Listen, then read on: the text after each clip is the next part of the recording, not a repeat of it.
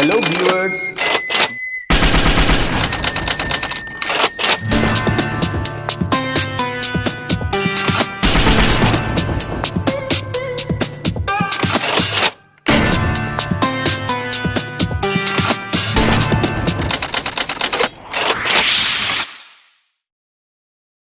Hello students, on 14th you all have social science exam as you know.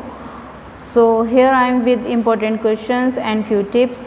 So I think you all will be able to achieve good marks in social science. Firstly we will cover history, and it is important part, you all know, cause it will cover 10 marks out of 40. Okay, so we are going to start history, nationalism in India.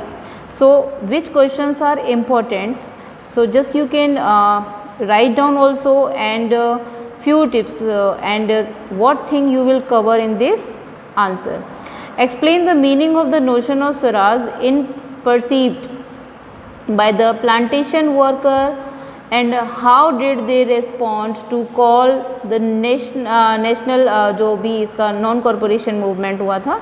Okay, सो यहाँ ये जो आपके 3 country side movement हैं, Awadh movement, Gudem hill movement and Assam movement, Assam plantation worker movement. So here you will write the answer of Assam plantation worker movement. So what part you will cover in this, इसमें आप क्या cover करेंगे?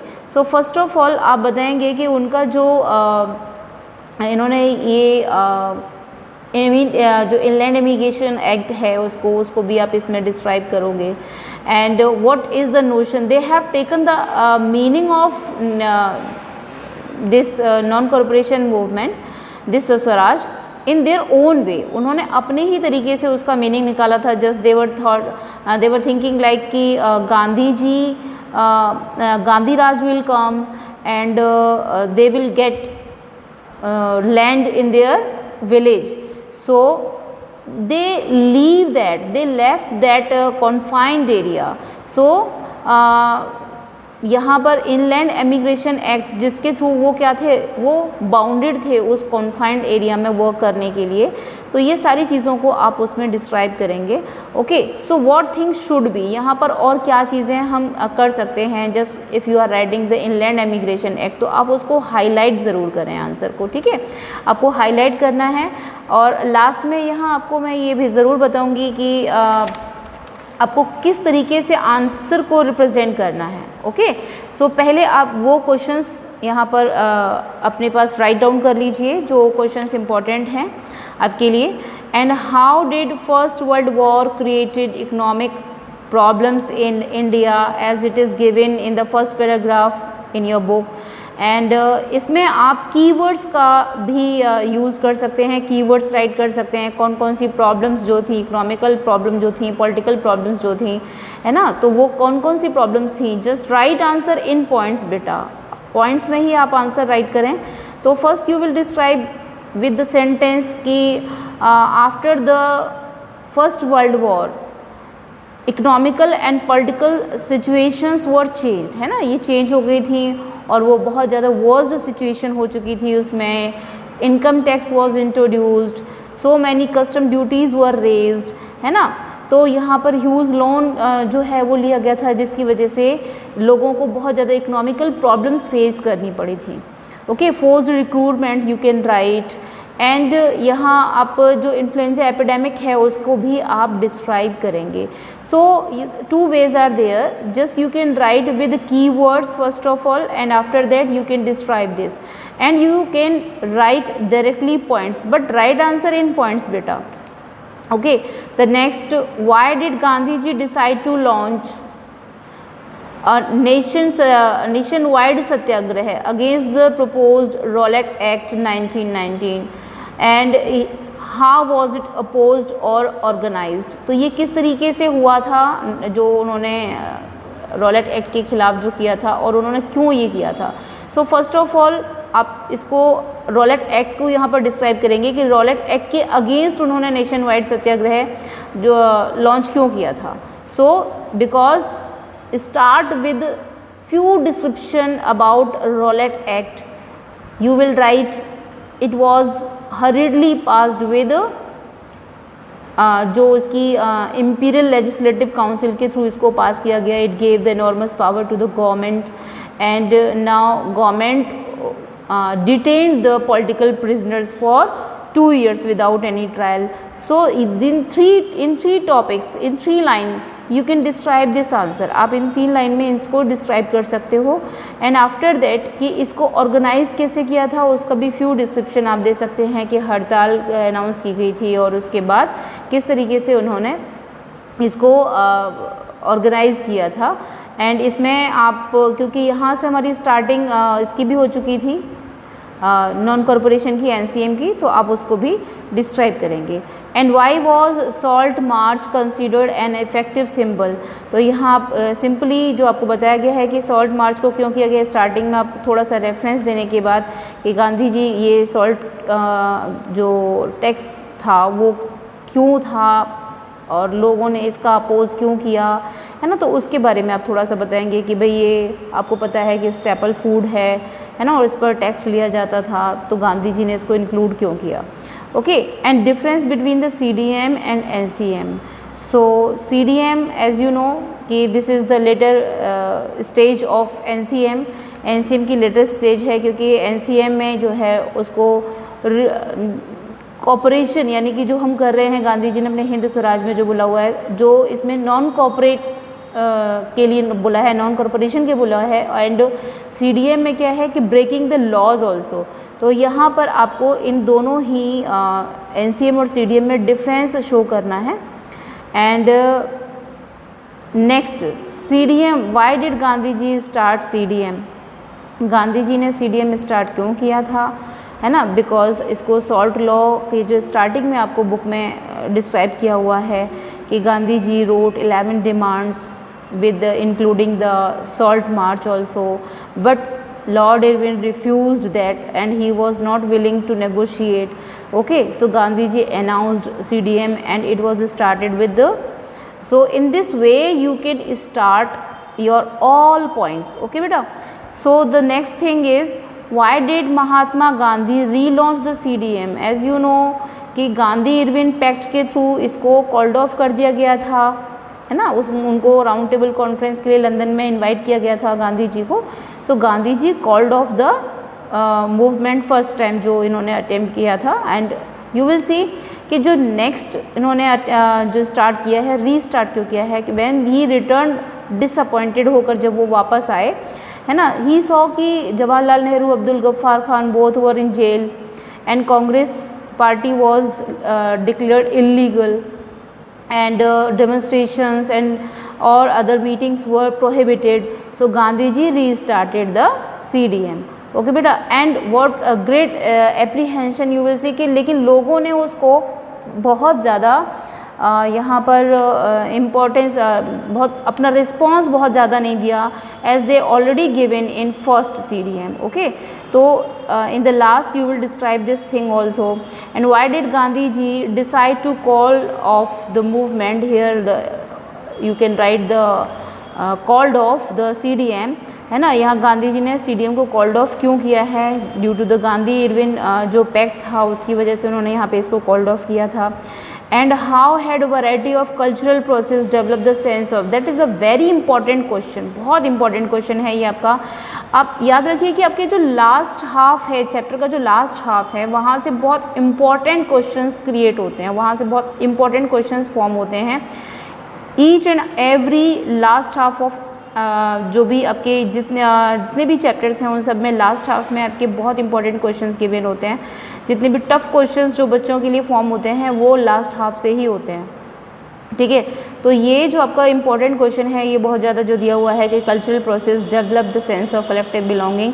तो यहाँ पर आप nationalism की जो रिगार्डिंग डेफिनेशन भी डिस्क्राइब करेंगे, है ना. आफ्टर दैट आप इसमें जो सिंबल्स का यूज़ किया गया है जो कलेक्टिव बिलोंगिंग की फीलिंग के लिए, what is the collective belonging, ये सारी चीज़ों को डिस्क्राइब करते हुए आप जो भी इसके पॉइंट्स हैं just like fiction, images of Bharat Mata, folklores and reinterpretation of history, all these points, flags also, इन सब की आप हेडिंग के साथ इसको आंसर को डिस्क्राइब करोगे। ओके, तो यहाँ पर मैं आपको आंसर भी बताऊँगी कि आप किस तरीके से इसमें आंसर्स में इमेजेस, डायग्राम और फ्लो चार्ट के थ्रू उसको आंसर को इफेक्टिव बना सकते हैं। Okay, so many questions we have, just you can see कि बट लेकिन यहाँ पर हमने फिर भी कोशिश ये है की है कि आपके लिए कुछ क्वेश्चंस को फिल्टर करके बताया जाए कि रिपीटेडली ये क्वेश्चंस एग्जाम में काफ़ी बार आ चुके हैं, काफ़ी टाइम आ चुके हैं।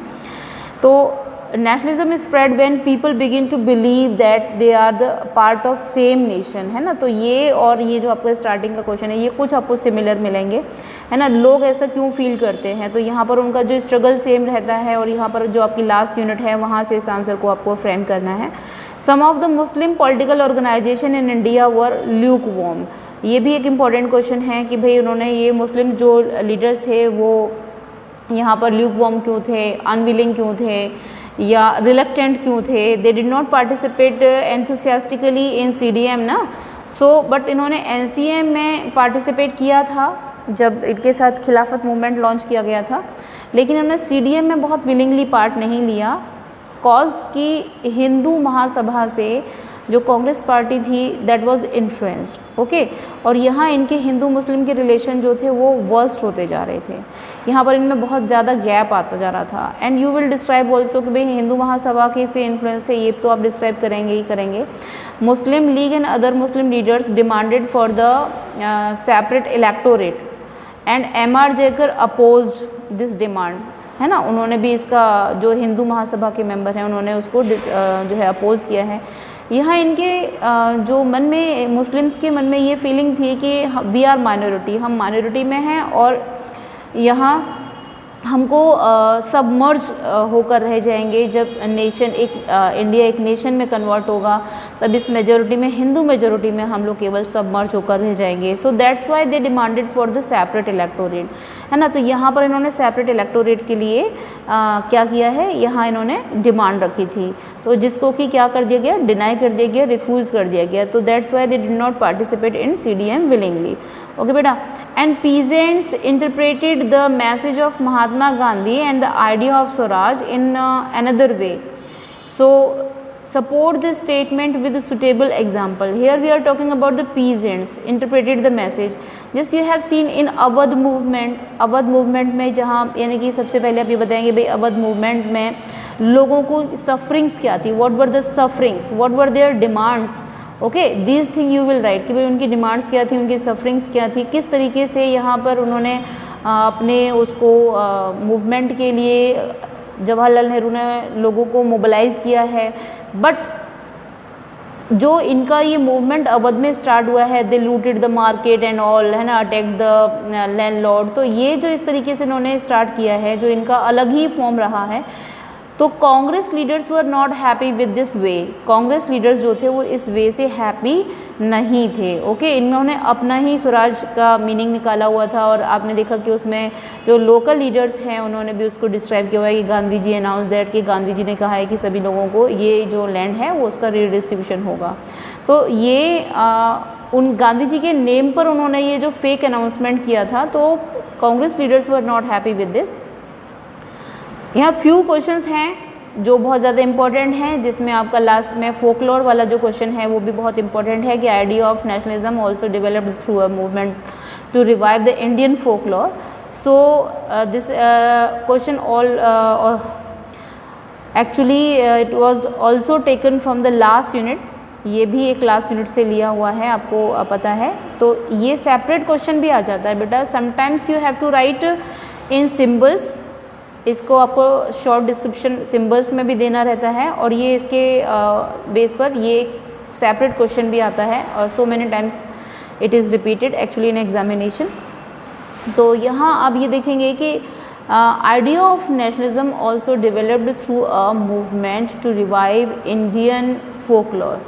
तो ये इसमें आप नतीशा शास्त्री का डिस्क्रिप्शन जो भी आप देंगे उसको आप हाईलाइट करेंगे। And folklores were collected by the leaders, folklores जो थी वो भी कलेक्टेड की गई थी लीडर्स के थ्रू, लोगों के मन में नेशनलिज्म की फीलिंग को डेवलप करने के लिए। Actually what was the reason, so many people were illiterate that time, so they were connected with the culture, they were connected with the folklore, songs, okay, poems, images. So यहाँ इन symbols के through उन illiterate people में भी हम message convey कर सकते थे. So political leaders use these symbols. Okay बेटा. And the next thing, who designed the Swaraj flag and what were the features of this flag? How was it used as a symbol of defense? तो ये जो flag है वो 2 time design हुआ है. गांधी जी ने design किया हुआ है उसको, एंड ये एक मूवमेंट ऑफ बंगाल में भी यूज़ किया गया है. क्योंकि अगर इसमें सेपरेटली नहीं पूछा है, यू विल डिस्क्राइब बोथ. आप इसमें दोनों को डिस्क्राइब कर दीजिए क्योंकि सेपरेटली नहीं पूछा है. Flag used in Bengal movement and flag design by Gandhi ji. बहुत बेटर होगा कि आप अगर इसको थोड़ा इसका इमेज, उसकी जो डिफ्रेंशिएशन है दोनों में, है ना, कि जो उसमें 8 लोटसेस का, क्रिसेंट मून का, और जो कलरिंग का डिफरेंस है उसको अगर आप दोनों में डिपिक्ट करें बाय द इमेज ऑल्सो, तो ये आपके लिए बहुत इफ़ेक्टिव आंसर रहेगा. Who had organise the Dalits. अब यहाँ पर रोल ऑफ गांधी जी और रोल ऑफ भीमराव अंबेडकर, ठीक है, दोनों में से कोई सा भी आ जाता है आपका, बहुत इंपॉर्टेंट है. एंड यहाँ गांधी जी का रोल अपलिफ्टमेंट ऑफ दलित्स के लिए पूछा गया है, और यहाँ रोल ऑफ B.R. अम्बेडकर ने जो दलित्स के लिए जो रोल प्ले किया है ना, कि उनको इस एसोसिएशन में उन्होंने कन्वर्ट किया है, तो वो आप उनका रोल क्या था. पूना पैक्ट के बारे में भी आपको थोड़ा सा डिस्क्रिप्शन इसमें देना है. एंड गांधी जी ने NCM को अनफोल्ड कैसे किया. एक तो ये क्वेश्चन इस तरीके से आ सकता है, दूसरा क्वेश्चन ये इस तरीके से भी आ सकता है बच्चे, कि एक स्टेटमेंट गिवन है आपकी बुक में कि कॉपरेशन को लेके, कि अगर इंडियन ने इसको कॉपरेट नहीं किया होता, है ना, तो ब्रिटिश जो रूल है it is established only due to the cooperation of Indians. तो यहाँ इस स्टेटमेंट को उन्होंने हिंदू स्वराज में बोला है. So you will describe this statement was spoken by the Gandhi ji and in Hindu Swaraj, okay, written by Gandhi ji. So through this statement Gandhi ji suggested to unfold the CDM. इस statement के थ्रू गांधी जी ने लोगों को प्रपोज किया है how to unfold the NCM. और इस NCM को अनफोल्ड करने के लिए 3 स्टेजेस गांधी जी ने बताए हैं, कि surrender the title, boycott the civil services, army, police, whatever the services are given, है ना. एंड यहाँ पर जो उन्होंने लास्ट है कि in that way government will try to repress the movement. तो वहाँ पर फुल कैंपेनिंग जो है स्टार्ट हो पाएगी. यहाँ वेरी शॉर्ट में, आई होप कि अगर ये लॉन्ग है आप वेरी शॉर्ट तो कर ही लेंगे, लेकिन satyagraha, what is the meaning of satyagraha, what is mean by satyagraha is also given. तो यहाँ इसको आप ज़रूर कर लीजिएगा. दिस इज़ द आइडिया, है ना. ये क्या है कि सबसे पहले आपको ये भी बताना है कि that was introduced by Gandhi ji. Gandhi ji के थ्रू ये इंट्रोड्यूस किया गया था. एंड ये सत्याग्रह क्या है कि the idea of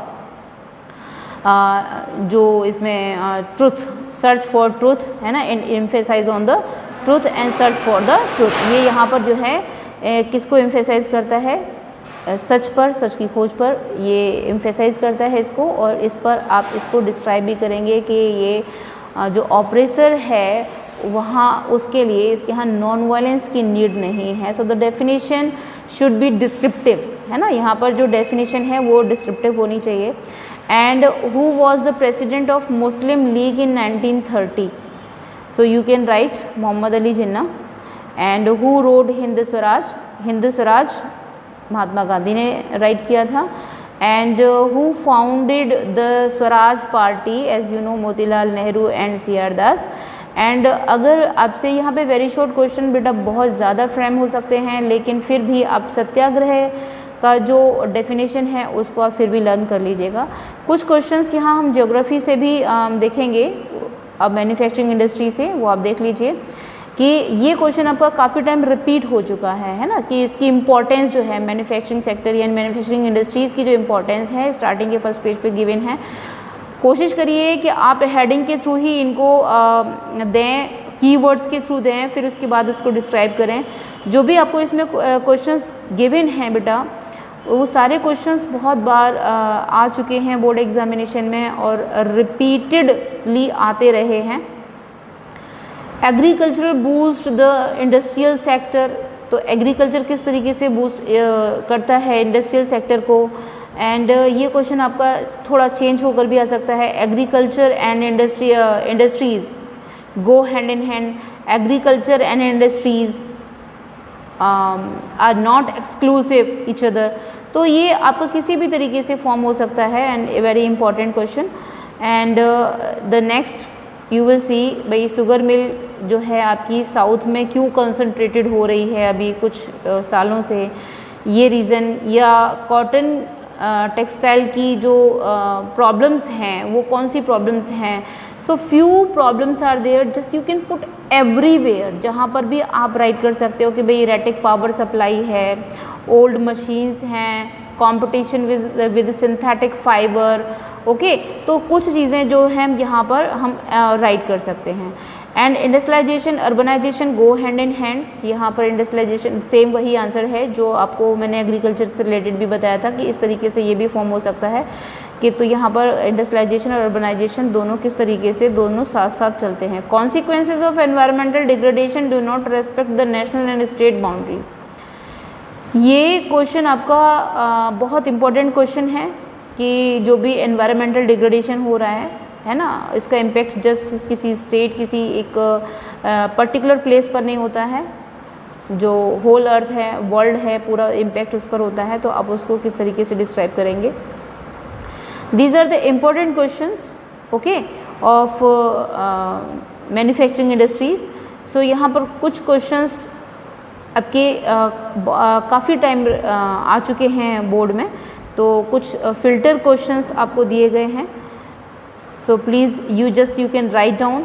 agglomeration economy, यहाँ पर आपको इनको डिस्क्राइब करना है, डेफिनेशन गिवन है, तो आप इन पर फोकस करिएगा। And economy, okay, so you will see these are the important questions. बेटा बच्चे क्या करते हैं कि समटाइम्स ना इसमें मिस्टेक ये कर देते हैं कि वो समटाइम्स उसको डिफ्रेंशिएट कर देंगे रोडवेज़ और रेलवेज़ में। आपको ऐसा नहीं करना है, आपको रोडवेज़ की इम्पोर्टेंस बतानी है इन कंपैरिजन ऑफ रेलवेज़। तो किस तरीके से, जस्ट वी आर राइटिंग कि it provides door to door services but railway can not, okay, and it can be traverse on undulating topography but railway can not be traversed on the undulating topography, है ना। सो यहाँ पर आप same sentence में railway की comparison में roadways की इम्पोर्टेंस डिस्क्राइब करेंगे, ओके। तो ये आपके जितने भी क्वेश्चंस हैं ये इम्पोर्टेंट क्वेश्चंस हैं। अभी हम आउटकम्स ऑफ डेमोक्रेसी के रिगार्डिंग भी बात कर लेते हैं। Outcomes of democracy, okay, outcomes of democracy में आपको बच्चे ना सिमिलर क्वेश्चंस मिलेंगे। अभी हम यहाँ पॉलिटिकल पार्टी के रिगार्डिंग भी बात करेंगे। तो आउटकम्स ऑफ डेमोक्रेसी में सिमिलर क्वेश्चंस आपको लगते हैं, समटाइम्स बच्चे इतना फील करते हैं कि ये जो है सेम क्वेश्चंस हैं। तो इनके आंसर्स में अगर आपको कुछ भी समझ में ना आए at that time you can write the positive role of democracy but you have to describe with the particular sentence given in your question. आपके क्वेश्चन में जो है उसी से आपको स्टार्टिंग करनी है। अभी आपको हम ये बताएंगे कि आपको कौन कौन से क्वेश्चंस आप ले सकते हैं, किस तरीके से आंसर आपको डिस्क्राइब करना है। बट यहाँ पर आप देख लीजिए कि मनी एंड क्रेडिट में क्या इंपॉर्टेंट है। मनी एंड क्रेडिट में यहाँ पर इंपॉर्टेंट ये बेटा कि what is the difference between formal and informal sector, है ना, ये आपका इंपॉर्टेंट क्वेश्चन है। और वैसे इसमें सारे इंपॉर्टेंट क्वेश्चंस ही डिस्क्राइब किए गए हैं। Poor house hold still depend on informal sources of credit. So here we will describe the limitations of formal sector, okay, and what are the steps taken by the government to reduce the dependency of poor households on informal sector, okay. So how to describe the answer we can discuss this, but we will discuss later. Before we are focusing on the questions. The impact of globalization has not been uniform. Impact of globalization has not be uniform, it means the impact जो पड़ता है बेटा यहाँ पर आप उसको describe कर सकते हो कि किस तरीके से इम्पैक्ट पड़ता है ग्लोबलाइजेशन का। यहाँ पर कि ग्लोबलाइजेशन का इम्पैक्ट कंज्यूमर पर भी पड़ता है, लार्ज प्रोड्यूसर पर, स्मॉल प्रोड्यूसर पर, वर्कर्स पर, है ना, इसका यूनिफॉर्म इम्पैक्ट नहीं होता है। सो just you will describe with keywords. यहाँ पर पहले आप उसको कीवर्ड्स के थ्रू डिस्क्राइब करोगे, ओके। एंड इसको 1991 में क्यों इसको रिमूव कर दिया गया था, जो फॉरेन इन्वेस्टमेंट पर गवर्नमेंट ने बैरियर्स लगाए थे या फिर बैरियर्स क्यों लगाए थे, ये क्वेश्चंस हैं। स्पेशल इकोनॉमिक जोन के साथ बीपीओ भी आप देख लीजिएगा कि BPO is related to the IT sector ना। These are the important question. यहाँ वीडियो काफ़ी आपकी लॉन्ग हो तो ये क्वेश्चंस ही डिस्क्राइब कर रही हूँ। इसके साथ साथ हम यहाँ लॉन्ग उसके रिगार्डिंग बात करेंगे पॉलिटिकल पार्टी के रिगार्डिंग। तो पॉलिटिकल पार्टी में क्या इंपॉर्टेंट हो सकता है वो आप देख लीजिए कि पॉलिटिकल पार्टी में क्या होगा बेटा कि ये जो आपका सबसे पहले तो ये कि what is the role of political party and what is political party. तो वहाँ उसके आप कंपोनेंट राइट करेंगे, ठीक है, उसके कंपोनेंट आप राइट करिएगा। And role of political party में उसके कीवर्ड्स सिंपली गिवन हैं, आप कीवर्ड्स के थ्रू उसको डिस्क्राइब करिए। And role of political party से भी ज़्यादा इंपॉर्टेंट आपके लिए जो क्वेश्चन है वो है कि what is the necessity of political party. So many times the question has been come that is multi party system, that is multi party system. So which party system is suitable? So no party system is suitable for each country. सभी countries के लिए कोई एक particular party system जो है वो suitable नहीं है। और multi party system is suitable for India. They can ask, so you will write the answer in favour, okay. And जो इसके प्रॉब्लम्स हैं या फिर जो चैलेंजेस हैं पॉलिटिकल पार्टीज़ के और उसके साथ साथ जो रिफॉर्म्स हैं, है ना, उन पर आप फोकस करिएगा कि जो बेटा कुछ आपके जो स्टेप्स हैं जो गवर्नमेंट के थ्रू लिए जा चुके हैं, already steps had been taken by the government. These are कौन कौन सी अथॉरिटीज़ हैं, जैसे कि यहाँ ऑलरेडी हमारे नोट्स में डिस्क्रिप्टिव है, बहुत ब्यूटीफुली उसको डिज़ाइन किया हुआ है कि आप देखेंगे कि जो कॉन्स्टिट्यूशन है ना, कॉन्स्टिट्यूशन ने क्या डिस्क्राइब किया हुआ है, जो स्टेप ऑलरेडी लिया हुआ है, यानी कि anti defection law. And supreme court ने इसको टू फाइल एन एफिडेविट, है ना। और जो इसमें इलेक्शन कमीशन ने जो स्टेप लिया है वो क्या है कि यहाँ पर उनको जो पार्टी मेंबर्स हैं they have to file income tax, ठीक है। तो ये सारी चीज़ें उनको ये आपको स्टेप्स लिए जा चुके हैं already. And 5 reforms are already given in your book. So ये रिफॉर्म्स, यानी कि रिफॉर्म्स में और स्टेप्स में थोड़ा डिफरेंस समझिए। स्टेप्स लिए जा चुके हैं, reforms they should be taken, जो लिए जाने चाहिए, ठीक है। एंड यहाँ इन रिफॉर्म्स के साथ और प्रॉब्लम्स हैं, चैलेंजेस हैं, है ना, उनको यहाँ पर हमने क्वेश्चंस को तो डिस्कस किया है कि कौन से क्वेश्चंस हैं कि जो हम इसमें लास्ट मोमेंट पे हम प्रिपेयर कर सकते हैं। तो यहाँ हम आपको कुछ क्वेश्चंस भी दिखाएंगे।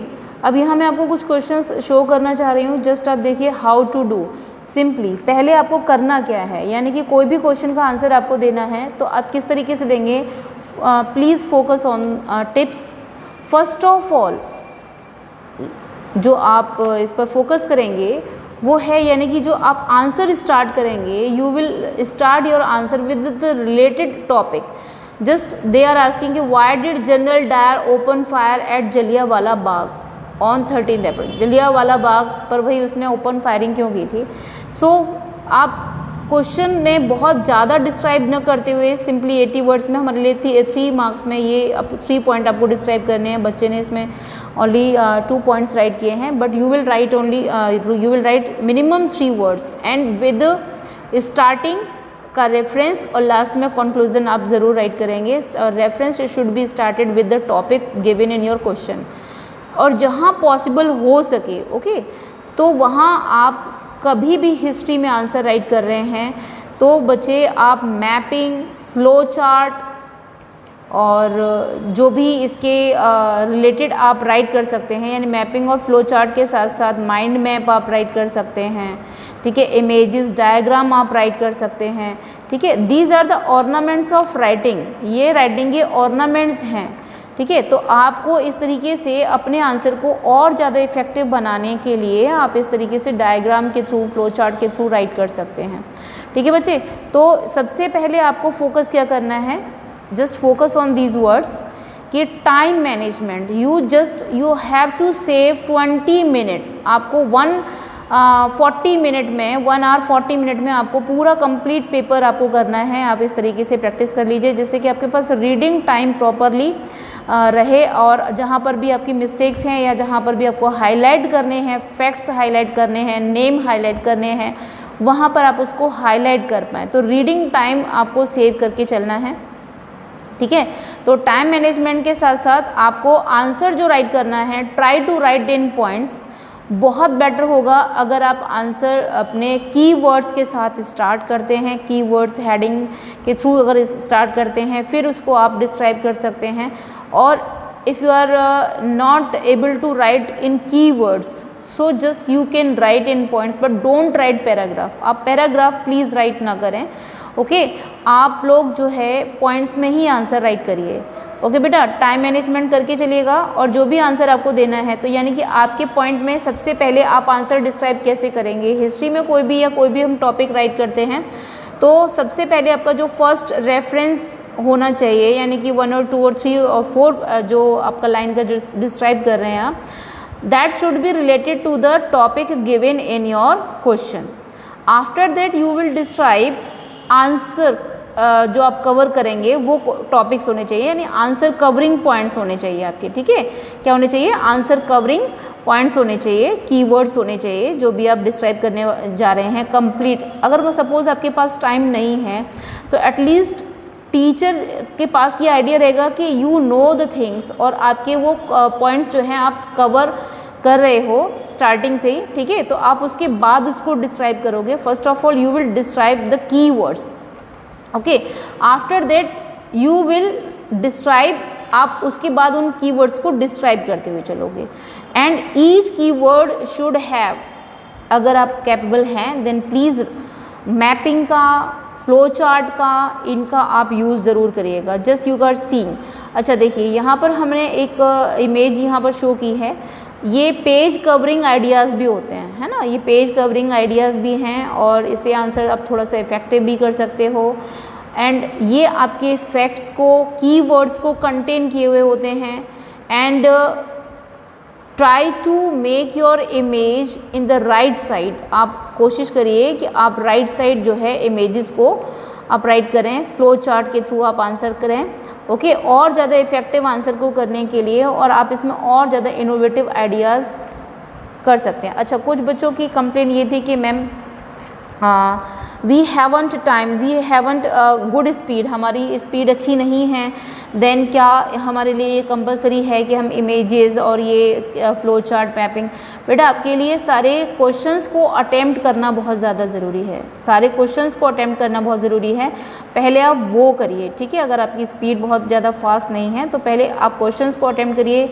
And don't leave any question, आपको कोई भी क्वेश्चन छोड़ना तो है ही नहीं, आपको कोई भी क्वेश्चन नहीं छोड़ना है।